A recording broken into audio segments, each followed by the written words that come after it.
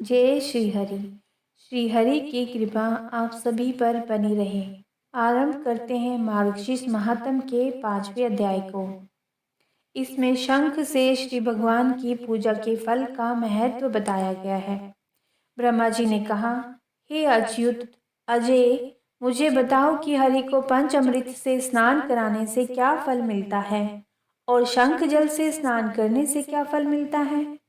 श्री भगवान ने कहा, यदि लोग मुझे सिर पर दूध डालकर स्नान कराते हैं तो यह घोषणा की जाती है कि प्रत्येक बूंद के लिए 100 अश्वयज्ञ का पुण्य होता है। यदि स्नान दही से किया जाए तो दूध से स्नान करने का फल 10 गुना होता है। घी के साथ इसका 10 गुना है। शहद के साथ यह अभी भी 10 गुना है। यदि स्नान चीनी से किया जाए तो फल और भी अच्छा होता है। मंत्र उच्चार के साथ सुगंधित पुष्पों से मिश्रित जल को सभी से श्रेष्ठ बताया गया है। हे देवों में व्याघ्र 12वें और 15वें दिन मुझे गाय के दूध से स्नान कराना महान पापों का नाश करने वाला है। जिस प्रकार दूध से दही आदि पदार्थ उत्पन्न होते हैं, उसी प्रकार मुझे दूध से स्नान कराने से मेरी शेष सभी इच्छाएं पूर्ण हो जाती हैं। मुझे दूध से स्नान कराने से सौभाग्य और समृद्धि प्राप्त होती है। दही के माध्यम से मीठा भोजन, जो मुझे घी से स्नान कराएगा वह मेरे लोक में जाएगा। जो मार्गशीर्ष मास में मुझे शहद और चीनी से स्नान कराता है वह स्वर्ग जाता है और स्वर्ग से लौटकर आता है वह इस संसार में राजा के रूप में जन्म लेता है। जो मार्गशीर्ष महीने में मुझे दूध से स्नान कराता है वह पृथ्वी पर हाथियों, घोड़ों और रथों से भरा राज्य प्राप्त करता है। स्वर्गलोक में वह चंद्रमा, इंद्र, रुद्र और पवन देवता पर विजय प्राप्त करता है। हे पुत्र, मार्गशीर्ष मास में मुझे दूध से स्नान करना अति उत्तम है। दूध से स्नान करने का प्रभाव वैभव प्रदान करता है। इससे पोषण में वृद्धि होती है। हे मेरे पुत्र, मुझे दूध से नहलाने से सारे दुर्भाग्य नष्ट हो जाते हैं। हे सम्मान देने वाले, जो मार्गशीर्ष में मुझे पंचामृत से स्नान कराता है वह कभी भी पृथ्वी पर रिश्तेदारों द्वारा शोकग्रस्त होने के लिए दयनीय स्थिति में नहीं पड़ता है। जो मनुष्य गहरे भूरे रंग की गाय का दूध से मुझे स्नान कराता है उसे 100 पीले रंग की गायों के दान का फल मिलता है। यदि कोई गुरु मार्गशीर्ष के महीने में शंख में तीर्थ जल लेकर उसकी एक बूंद से भी मुझे अभिषेक करेगा तो वह अपने परिवार का उद्धार करेगा। जो मनुष्य शंख में गहरे भूरे रंग की गाय का दूध लेकर भक्ति पूर्वक मुझे स्नान कराता है उसे समस्त तीर्थों के दर्शन का फल प्राप्त होता है। जो मनुष्य मार्गशीर्ष मास में शंख में कच्चे चावल के दाने और कुछ घास के साथ जल लेकर मुझे स्नान कराता है उसे सभी तीर्थों के दर्शन का फल प्राप्त होता है। जो मार्गशीर्ष में श्रद्धापूर्वक भगवान को 8 शंखों के जल से स्नान कराता है वह श्रेष्ठ मनुष्य होता है। वह मेरी दुनिया में सम्मानित है। हे मेरे पुत्र, जो मुझे 16 शंख जल से स्नान कराएगा वह पापों से मुक्त हो जाएगा। वह बहुत लंबे समय तक स्वर्गलोक में सम्मानित होता रहा है। जो 24 शंख जल से मुझे स्नान कराता है वह दीर्घ काल तक इंद्रलोक में निवास करता है और पृथ्वी पर राजा के रूप में जन्म लेता है। जो मार्गशीर्ष मास में मुझे 108 शंख जल से स्नान कराता है उसे प्रत्येक शंख के बदले सोना सिक्के के रूप में फल प्राप्त होता है। यदि कोई धर्मात्मा व्यक्ति शंख बजाकर मार्गशीर्ष में मुझे स्नान कराता है तो उसके पितृ स्वर्ग चले जाते हैं। जो मुझे 1008 शंखों से स्नान कराता है वह जल गण बन जाएगा और मोक्ष प्राप्त करेगा जब तक कि सभी जीवित प्राणियों का विनाश नहीं हो जाता। हे सुरों में श्रेष्ठ, जो प्रतिदिन मुझे शंख से स्नान कराता है उसे गंगा स्नान का फल मिलता है और वह देवताओं के समान सदैव प्रसन्न रहता है। हे पुत्र, जो शंख में जल लेकर नारायण को नमस्कार कहता है और मुझे स्नान कराता है वह सभी पापों से मुक्त हो जाता है। जिस जल से मेरे पैर धोए गए हैं उस जल को शंख में रख कर जो सौंफ मिलाकर पुण्यात्मा वैष्णवों को देगा वह चांद्रायण का फल प्राप्त करेगा। जल चाहे नदी से लिया गया हो या झील से या कुएं या तालाब आदि से, यदि उसे शंख में रखा जाए तो वह गंगा जल बन जाता है। जो वैष्णव मेरे पदम्बु, जिस जल से विष्णु के पैर धोते हैं, उस शंख में रखता है और उसे सदैव अपने सिर पर रखता है, वह ऋषि है और तप करने वालों में सबसे उत्कृष्ट है, अर्थात तपस्या करता है। हे पुत्र, मेरी आज्ञा से तीनों लोकों के सारे तीर्थ शंख में ही स्थित हैं। इसीलिए शंख को सबसे उत्कृष्ट के रूप में याद किया जाता है। जो वैष्णव हाथ में जल से भरा शंख लेकर मार्गशीर्ष माह में इन मंत्रों को दोहराते हुए मुझे स्नान कराता है, वह मुझे प्रसन्न करता है। शंख के प्रथम भाग में चंद्रमा देवता है, पेट में वरुण देवता है, पीठ पर प्रजापति और सिरे पर गंगा और सरस्वती हैं। उनके नाम का उच्चारण करना चाहिए और मुझे स्नान कराना चाहिए। सूर्य अपने गुणों की गणना करने में सक्षम नहीं है। हे देवराज, मेरे सामने पुष्प, जल तथा कच्चे चावल के दानों के साथ शंख की पूजा करें। इसका वैभव अपरिमित और सर्वत्र है। एक शंख में अक्षत भरकर मेरा पूजन करना चाहिए, जिससे मेरा सुख 100 वर्ष तक बहुत महान हो जाता है।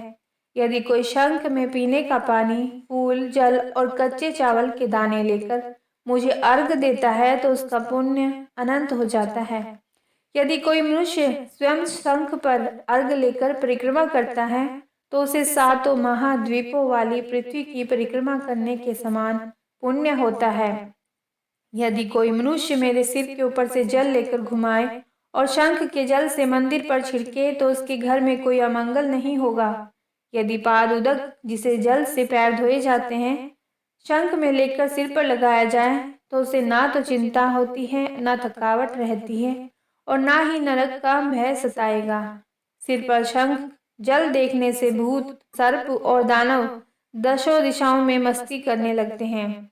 जो मनुष्य भक्ति पूर्वक वाद्य यंत्रों की ध्वनि और मंगल गीतों के ऊंचे स्वरों के साथ मुझे स्नान कराता है, वह जीवित रहते हुए ही मुक्त हो जाएगा। ओम नमो नारायणाय, ओम नमो नारायणाय। यह कथा स्कंद पुराण के वैष्णव खंड से ली गई है, जो आपने अभी श्रवण किया। आइए जानते हैं कि काल भैरव ने ब्रह्मा जी के 5वें शीश को क्यों काटा था। शिव की क्रोधाग्नि का विग्रह रूप कहे जाने वाले काल भैरव का अवतरण मार्गशीर्ष कृष्ण पक्ष की अष्टमी को हुआ था, जो कि आज है। इनकी पूजा से घर में नकारात्मक ऊर्जा, जादू टोने, भूत प्रेत आदि का भय नहीं रहता। काल भैरव के प्राकट्य की निम्न कथा स्कंद पुराण के काशी खंड के 31वें अध्याय में है। कथा काल भैरव की कथा के अनुसार एक बार देवताओं ने ब्रह्मा और विष्णु जी से बारी बारी से पूछा कि जगत में सबसे श्रेष्ठ कौन है, तो स्वाभाविक ही उन्होंने अपने को श्रेष्ठ बताया। देवताओं ने वेद शास्त्रों से पूछा तो उत्तर आया कि जिनके भीतर चराचर जगत, भूत, भविष्य और वर्तमान समाया हुआ है, अनादि अनंत और अविनाशी, तो भगवान रुद्र ही हैं। वेद शास्त्रों से शिव के बारे में यह सब सुनकर ब्रह्मा ने अपने 5वें मुख से शिव के बारे में भला बुरा कहा। इससे वेद दुखी हुए। इसी समय एक दिव्य ज्योति के रूप में भगवान रुद्र प्रकट हुए। ब्रह्मा ने कहा कि हे रुद्र, तुम मेरे ही सिर से पैदा हुए हो। अधिक रुदन करने के कारण मैंने ही तुम्हारा नाम रुद्र रखा है, अतः तुम मेरी सेवा में आ जाओ। ब्रह्मा के इस आचरण पर शिव को भयानक क्रोध आया। उन्होंने भैरव को उत्पन्न करके कहा कि तुम ब्रह्मा पर शासन करो। उन दिव्य शक्ति संपन्न भैरव ने अपने बाएं हाथ की सबसे छोटी उंगली के नाखून से शिव के प्रति अपमानजनक शब्द कहने वाले ब्रह्मा के 5वें सिर को ही काट दिया। शिव के कहने पर भैरव काशी प्रस्थान किए, जहाँ ब्रह्म हत्या से मुक्ति मिली। रुद्र ने इन्हें काशी का कोतवाल नियुक्त किया। आज भी ये काशी के कोतवाल के रूप में पूजे जाते हैं। इनका दर्शन किए बगैर विश्वनाथ का दर्शन अधूरा ही रहता है। श्री भैरव के अनेक रूप हैं, जिसमें प्रमुख रूप से बटुक भैरव, महाकाल भैरव तथा स्वर्ण आकर्षण भैरव प्रमुख हैं। जिस भैरव की पूजा करें उसी रूप के नाम का उच्चारण होना चाहिए। सभी भैरवों में बटुक भैरव उपासना का अधिक प्रचलन है। तांत्रिक ग्रंथों में अष्ट भैरव के नामों की प्रसिद्धि है। वे इस प्रकार से हैं: असितांग भैरव, चंड भैरव, रूरु भैरव, क्रोध भैरव, उन्मत्त भैरव, कपाल भैरव, भीषण भैरव और संहार भैरव। क्षेत्रपाल व दंड पाणी के नाम से भी इन्हें जाना जाता है। श्री भैरव से काल भी भयभीत रहता है, अतः उनका एक रूप काल भैरव के नाम से विख्यात है। दुष्टों का दमन करने के कारण इन्हें आमर्दक कहा गया है। शिवजी ने भैरव को काशी के कोतवाल पद पर प्रतिष्ठित किया है। जिन व्यक्तियों की जन्म कुंडली में शनि, मंगल, राहु आदि पाप ग्रह अशुभ फलदायक हों, नीचगत अथवा शत्रु क्षेत्रीय हों, शनि की साढ़े साथी या डैया से पीड़ित हों, तो वे व्यक्ति भैरव जयंती अथवा किसी मास के कृष्ण पक्ष की अष्टमी, रविवार, मंगलवार या बुधवार प्रारंभ करके बटुक भैरव मूल मंत्र की एक माला का जाप प्रतिदिन रुद्राक्ष की माला से 41 दिन तक करें। इससे अवश्य ही शुभ फलों की प्राप्ति होती है। भगवान भैरव की महिमा अनेक शास्त्रों में मिलती है। भैरव जहाँ शिव के गण के रूप में जाने जाते हैं, वहीं वे दुर्गा के अनुसारी माने गए हैं। भैरव की सवारी कुत्ता है। चमेली फूल प्रिय होने के कारण उपासना में इनका विशेष महत्व है। साथ ही भैरव रात्रि के देवता माने जाते हैं और इनकी आराधना का खास समय भी मध्यरात्रि में 12 से 3 बजे का माना जाता है। भैरव के नाम जप मात्र से मनुष्य को कई रोगों से मुक्ति मिलती है। वे संतान को लंबी उम्र प्रदान करते हैं। अब जन्म कुंडली में अगर आप मंगल ग्रह के दोषों से परेशान हैं तो भैरव की पूजा करके पत्रिका के दोषों का निवारण आसानी से कर सकते हैं। राहु केतु के उपायों के लिए भी इनका पूजन करना अच्छा माना जाता है। भैरव की पूजा में काली उड़द और उड़द से बने मिष्ठान, इमरती, दही बड़े, दूध और मेवा का भोग लगाना लाभकारी है। इससे भैरव प्रसन्न होते हैं। भैरव की पूजा अर्चना करने से परिवार में सुख, शांति, समृद्धि के साथ साथ स्वास्थ्य की रक्षा भी होती है। तंत्र के ये जाने माने महान देवता काशी के कोतवाल माने जाते हैं। भैरव तंत्र उक्त बटुक भैरव कवच, काल भैरव स्तोत्र, बटुक भैरव ब्रह्म कवच आदि का नियमित पाठ करने से अपनी अनेक समस्याओं का निदान कर सकते हैं। भैरव कवच से असामयिक मृत्यु से बचा जा सकता है। खासतौर पर काल भैरव अष्टमी पर भैरव के दर्शन करने से आपको अशुभ कर्मों से मुक्ति मिल सकती है। भारत भर में कई परिवारों में कुल देवता के रूप में भैरव की पूजा करने का विधान है। वैसे तो आम आदमी शनि, कालिका माँ और काल भैरव का नाम सुनते ही घबराने लगते हैं, लेकिन सच्चे दिल से की गई इनकी आराधना आपके जीवन के रूप रंग को बदल सकती है। ये सभी देवता आपको घबराने के लिए नहीं बल्कि आपको सुखी जीवन देने के लिए तैयार रहते हैं, बशर्ते आप सही रास्ते पर चलते रहें। भैरव अपने भक्तों की सारी मनोकामनाएं पूर्ण करके उनके कर्म सिद्धि को अपने आशीर्वाद से नवाजते हैं। भैरव उपासना जल्दी फल देने के साथ साथ क्रूर ग्रहों के प्रभाव को समाप्त खत्म कर देती है। शनि या राहु से पीड़ित व्यक्ति अगर शनिवार, रविवार को काल भैरव के मंदिर में जाकर उनका दर्शन करे तो उसके सारे कार्य सकुशल संपन्न हो जाते हैं। एक बार भगवान शिव के क्रोधित होने पर काल भैरव की उत्पत्ति हुई। काल भैरव ने ब्रह्मा जी के उस मस्तक को अपने नाखून से काट दिया, जिससे उन्होंने असमर्थता जताई। तब ब्रह्मा हत्या को लेकर हुई आकाशवाणी के तहत ही भगवान काल भैरव काशी में स्थापित हो गए थे। मध्य प्रदेश के उज्जैन में भी काल भैरव के ऐतिहासिक मंदिर हैं। आप इस दिन भैरव चालीसा का भी पाठ कर सकते हैं। भैरव की साधना आप ऐसे ही नहीं कर सकते। साधना के दौरान खान पान शुद्ध रखते हैं, सहवास से दूर रहते हैं, वाणी की शुद्धता रखते हैं और किसी भी कीमत पर क्रोध नहीं करते। यह साधना किसी गुरु से अच्छे से जानकारी लेकर ही करें। इसमें नियम और सावधानी इस प्रकार से है। यदि आप भैरव साधना किसी मनोकामना के लिए कर रहे हैं तो अपनी मनोकामना का संकल्प बोलें और फिर साधना शुरू करें। यह साधना दक्षिण दिशा में मुख करके की जाती है, परंतु जो हम पूजा पाठ करते हैं पूर्व या उत्तर की तरफ करते हैं। रुद्राक्ष या हकीक की माला से मंत्र जप किया जाता है। भैरव की साधना रात्रि काल में ही करें। भैरव पूजा में केवल तेल के दीपक का ही उपयोग किया जाता है।